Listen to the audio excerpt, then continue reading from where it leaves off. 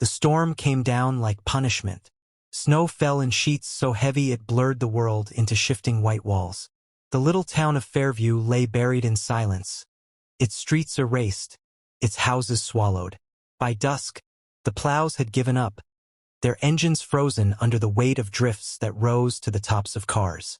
Power lines snapped under the crushing ice, plunging the town into a darkness broken only by the ghostly flicker of candles in windows. But not all the windows were lit. At the edge of town, Fairview High School stood like a mausoleum, its halls colder than the night outside. Half the building was condemned after years of neglect, but for 5 friends, it was their only shelter. They had gathered there to celebrate the start of winter break. No one expected the storm to hit so suddenly, swallowing them before they could leave. And so they stayed. Anna, thoughtful, quiet, the one who usually saw danger first. Cole, reckless and loud, always needing to prove himself.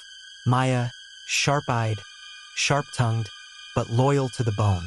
Dylan, tall, nervous, clutching his inhaler like a talisman. Jesse, youngest of the group, with an innocence that never quite fit the rest of them. They had dragged blankets from the gym, lit what few candles they could find, and huddled together in the library where the storm's roar was muffled by heavy walls. But it wasn't the storm that first unsettled them. It was the footprints. Anna had seen them when she'd gone to check the doors. "Come look," she whispered, her voice thin in the cold air. The others followed reluctantly, candles in hand. At the front entrance, snow piled high against the doors, rattling under the wind. But pressed into the white were deep impressions. Boot prints, long, deliberate, leading right up to the doors. The strange thing was they stopped there. No second trail led away. "Someone came inside," Cole muttered. "Then where are they now?" Maya shot back. The hall behind them stretched into darkness, silent, empty. "Maybe they're still here," Jessie whispered, hugging her blanket tight. A silence followed, the kind that presses down on you, that makes the hair on your arms rise. "Could have been one of the teachers," Dylan said, though he didn't sound convinced. His inhaler hissed softly as he took a puff. "Or," Cole's grin was forced, but his eyes flickered with something uneasy. "Maybe it's the Reaper." Jessie's head snapped up. "Don't say that." Everyone knew the story. Fairview had its own legend, the way every town did. A man in a mask, cloaked in black, who stalked the streets during storms. They called him the Reaper because those who saw him never returned. "Relax," Cole said. "It's just some stupid story." But Anna wasn't so sure. The prints were fresh, and too heavy to belong to a student. Something had come in, and it hadn't left. By midnight, the storm had grown worse. The wind screamed through broken windows, rattling lockers, moaning in the rafters. The temperature dropped until their bones ached. That was when the knocking began. 3 hard, deliberate bangs on the gymnasium doors. Bang, bang, bang. Everyone froze. The sound echoed down the halls, muffled by snow but unmistakable. "Probably just the storm," Dylan whispered. "That wasn't the storm," Anna said. "Maybe it's someone who needs help," Jessie said, eyes wide. "Or maybe it's—" Cole stopped himself, but they all knew what he had almost said. The knocking came again. Bang, bang, bang. Cole squared his shoulders. "I'll check." "No!" Anna grabbed his arm. "Don't open it." But curiosity burned brighter than caution. He shook her off and strode across the gym. His footsteps echoed on the hardwood. The latch squealed as he lifted it. The door groaned open, and the storm howled in, filling the room with snow. At first, there was nothing, just swirling white and blackness. Then a shape stepped through, tall, wrapped in a ragged black coat, a cracked white mask over its face. In one hand, it held a rusted scythe, its blade glistening with melting snow. The Reaper, the figure tilted its head, studying them in silence. Then it dragged the blade across the floor. The screech of metal on would split the gym like a scream. Cole stumbled back. Holy SH! The candles guttered and went out. Darkness swallowed them whole. Panic exploded. The friends scattered down the halls, their footsteps slapping against tile. Their breaths came in ragged gasps, white plumes in the freezing air. Behind them came the sound. Scrape, scrape, scrape. The blade against the floor. The Reaper never ran. He didn't need to. His steps were slow, measured, inevitable.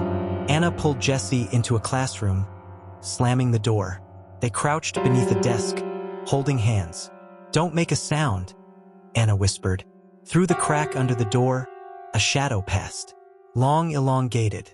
The scrape of the scythe whispered across the hall tiles. They held their breath.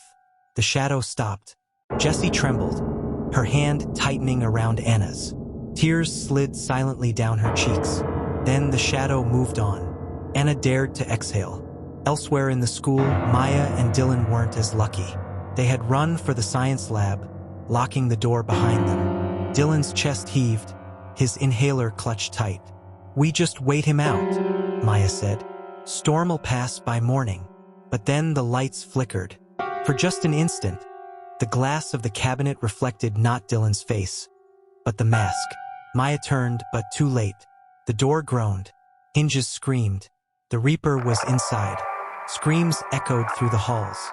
Anna covered Jessie's ears, but she couldn't block out the sound. She recognized Maya's voice, high and desperate, cut short by a wet, final silence. Jessie sobbed quietly. "He's killing them." Anna forced herself not to break. "We have to move." They crept out, candle stub in hand. The hall was a tunnel of shadow, lockers looming like coffins. Somewhere distant, the scrape of the blade echoed. Slow, patient. They found Cole crouched by the stairwell, his bravado stripped away, his face pale. "He's not human," he whispered. "I saw him, His words broke into a sob. "Where's Dylan?" Anna asked. Cole shook his head. "Gone. Maya too. He took them."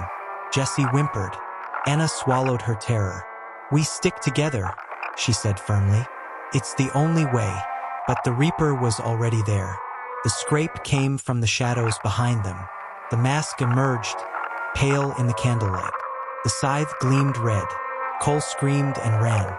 The Reaper didn't chase. He only turned his head, tilting it as Cole's footsteps faded.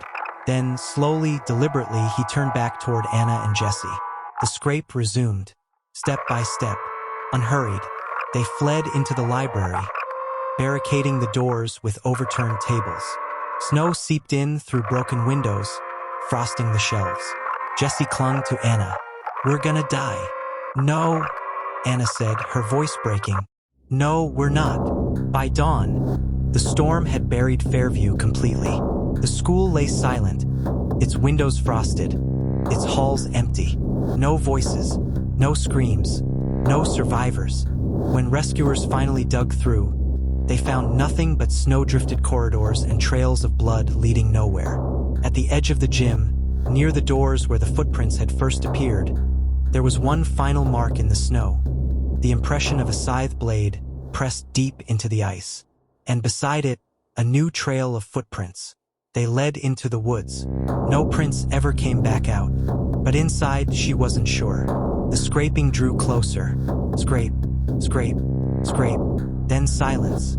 Anna strained to listen. The storm howled outside. The building creaked. But no footsteps. She turned slowly, and there he was, standing inside the library, between the rows of shelves, as if the barricade had never existed. The mask gleamed pale. The scythe dripped onto the carpet. Jessie screamed. Anna shoved her behind, grabbing the nearest thing. A heavy book, pathetic against the Reaper's blade, but it was all she had. The Reaper tilted his head. Slowly he raised the scythe, and then the lights flickered. For an instant, Anna saw her own reflection in the window. Only it wasn't her. It was the mask. The Reaper was everywhere.